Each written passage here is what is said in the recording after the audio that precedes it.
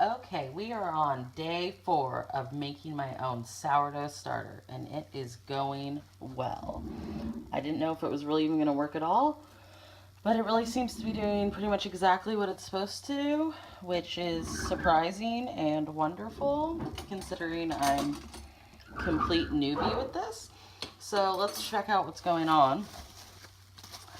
And so I didn't make a video yesterday, which I probably should have, but I didn't. And yesterday I started discarding and feeding the sourdough starter every 12 hours instead of every 24 hours. So I've done that a couple times since we talked last. I probably shouldn't have just stirred that up. But you can see, hopefully, there's all sorts of tiny little bubbles. It's gotten much more liquidy. Let's check out the one in the jar.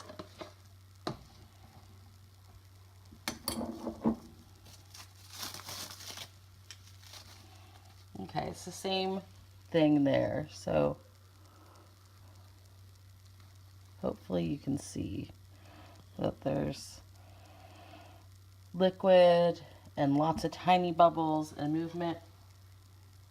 And it smells a little sweet, a little acidic. But not really bad, not a strong smell. So what we're gonna do again is discard half of this.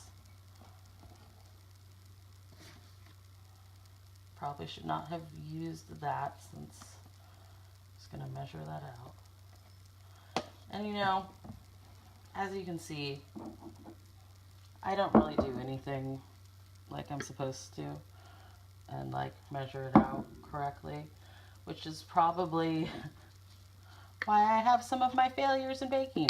But you know what? I also have a lot of successes, and there's a reason this channel is called Fake It Till You Bake It, because we're just going to make it work.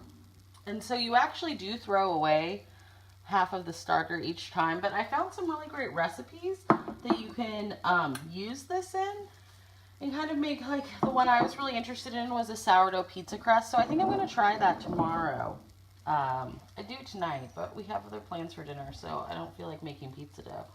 But, so what we're going to do again is feed it with the cup of all-purpose flour and also with a half a cup of, I use lukewarm water because my house is pretty cool.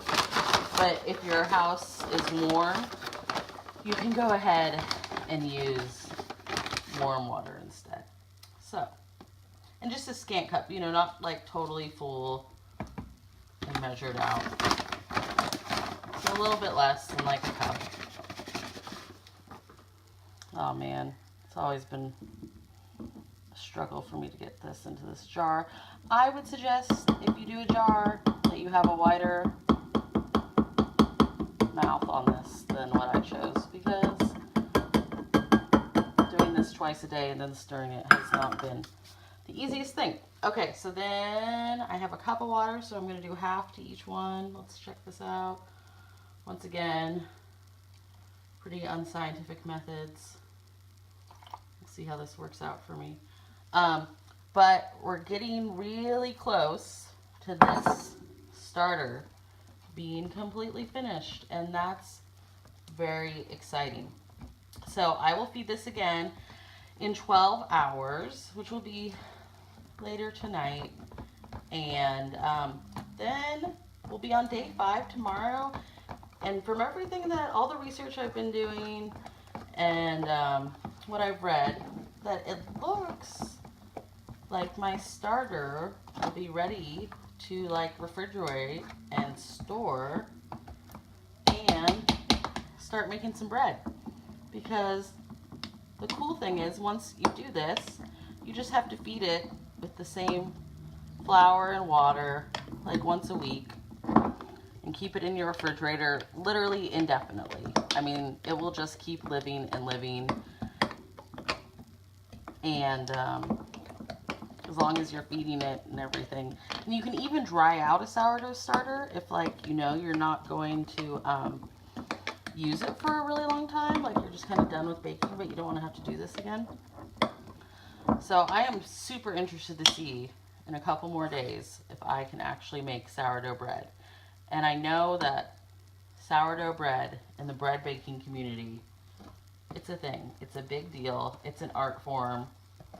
I'm a little nervous, but I just hope you guys will join me on the rest of my sourdough learning experience. And this stuff is already bubbling again. Like, it is alive, man. There's just bubbles popping. There's all sorts of things. Okay, so I will keep you updated, and thank you so much for joining me again on Fake It Until You Bake It. And have a great day.